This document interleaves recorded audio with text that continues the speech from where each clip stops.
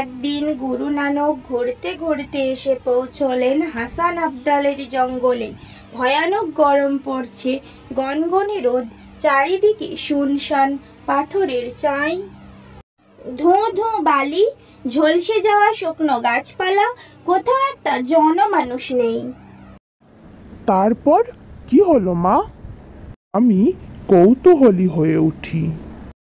গুরু নানক আত্মমগ্ন হয়ে হেঁটে যাচ্ছেন। হঠাৎ শিষ্য মর্দানার জল তেষ্টা পেল, কিন্তু কোথায় জল? গুরু বললেন, ভাই মর্দানা, সবুর করো, পরের গায়ে গেলেই পাবে। কিন্তু তার কাকুতি মিনতি শুনে গুরু নানক দুশ্চিন্তায় পড়লেন। অনেক দূর পর্যন্ত জল পাওয়া যাবে না, অথচ সে বেঁকে বসলে সবাইকেই ঝক্কি পোয়াতে হবে।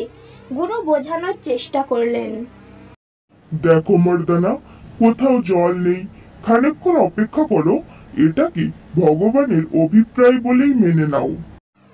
মর্দানা তবুও নড়তে রাজি নয়। সেখানেই বসে পড়ে। এগুবার আর উপায় নেই। গুরু গভীর সমস্যায় পড়লেন।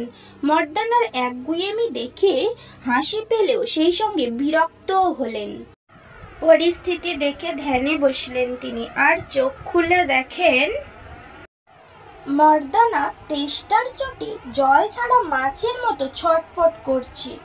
তখন তিনি বললেন, ভাই মর্দানা, এখানে পাহাড়ের চূড়োয় বলি কান্ধারি নামে এক দরবেশ কুটির বেঁধে থাকেন, ওর কাছে জল পেতে পারো।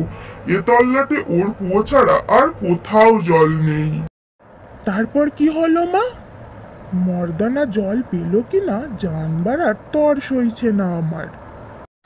মর্দানা শুনেই ছুটে গেল। একে তেষ্টায় কাতর, তার ওপর মাথায় গনগনে রোদ, ঘেমে নিয়ে পাহাড়ে উঠছে। হাঁপাতে হাঁপাতে শেষ অবধি অনেক কষ্টে উঠতে পারল সেই পাহাড়ের ওপর। বলি কান্ধারীকে সেলাম জানিয়ে জল চাইলে তিনি কুয়োর দিকে ইঙ্গিত করলেন। সে কুয়োর দিকে এগোলে হঠাৎ একটা প্রশ্ন জাগলো ওর মনে। জিজ্ঞেস করলেন, কোত্থেকে আসছো? আমি পীর নানকের সঙ্গী, ঘুরতে ঘুরতে এদিকে এসে পড়েছি। বড্ড তেষ্টা পেয়েছে, কিন্তু নিচে কোথাও জল নেই। নানকের নাম কানে যেতেই বলি রেগে তাকে সঙ্গে সঙ্গে তাড়িয়ে দিলেন। নেমে সে নালিশ জানালো। সমস্ত বৃত্তান্ত শুনে গুরু হাসেন। মর্দানা, তুমি আর একবার যাও, একবার নম্রভাবে বলবে আমি নানক দরবেশের অনুচর। তার ভয়ঙ্কর তেষ্টা পেয়েছে, অন্য কোথাও জল নেই। ক্ষোভে দুঃখে বিড়বিড় করতে করতে সে আবার গেল। কিন্তু বলি কান্ধারী, আমি কাফেরের শিষ্যকে এক গন্ডুস জলও দেব না, বলে এবারও তাড়িয়ে দিলেন। মর্দানা এবার যখন ফিরল, তখন রীতিমতো করুণ অবস্থা। গলা শুকিয়ে ফেটে যাচ্ছে, দরদর করে ঘামছে। বেশিক্ষণ বাঁচবে কিনা সন্দেহ। গুরু নানক সব শুনে মর্দানাকে জয় নিরঙ্কার বলে ওর কাছে আর একবার যেতে বললেন। আদেশ অমান্য করতে না পেরে সে ফের রওনা দিল। যা অবস্থা, হয়তো পথেই প্রাণটা বেরিয়ে যাবে। 3 বাড়ির বার চূড়োয় পৌঁছেই মর্দানা ওর পায়ে লুটিয়ে পড়ে।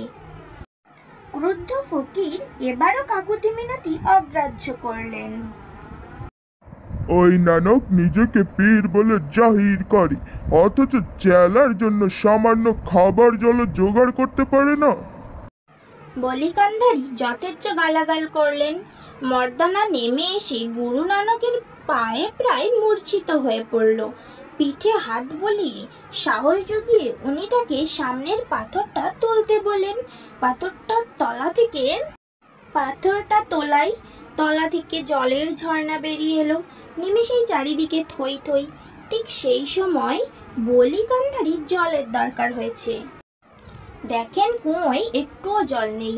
উনি রীতিমতো হতভম্ব। ওদিকে নিচে জলের স্রোত দেখা দিয়েছে। বলি কান্ধারী দেখলেন গুরু নানক দূরে বাবলা তলে অনুচর সহ বসে রয়েছেন। ক্ষিপ্ত হয়ে বলি পাথরের একখানা চাঙড় নিচে গড়িয়ে দেন। দৃশ্যটা দেখে মর্দানা চেঁচিয়ে উঠতেই গুরু নানক শান্ত স্বরে জয় নিরঙ্কার ধ্বনি দিতে বলেন। কাছে আসতেই উনি হাত দিয়ে পাথরটা থামিয়ে দিলেন। হাসান আবদালে, এখন যার নাম পাঞ্জা সাহেব, গুরু নানকের হাতের চাবুতে আজও লেগে রয়েছে। গল্পটা শুনতে বেশ ভালোই লাগছিল, কিন্তু হাত দিয়ে পাথরের চাঙড় থামিয়ে দেওয়ার ব্যাপারটা মেজাজ বিগড়ে দিল। এ কি আদেও সম্ভব? একটা মানুষ কিভাবে পাথরের চাঙড় থামিয়ে দেবে? ওতে কিনা আজও হাতের ছাপ লেগে আছে।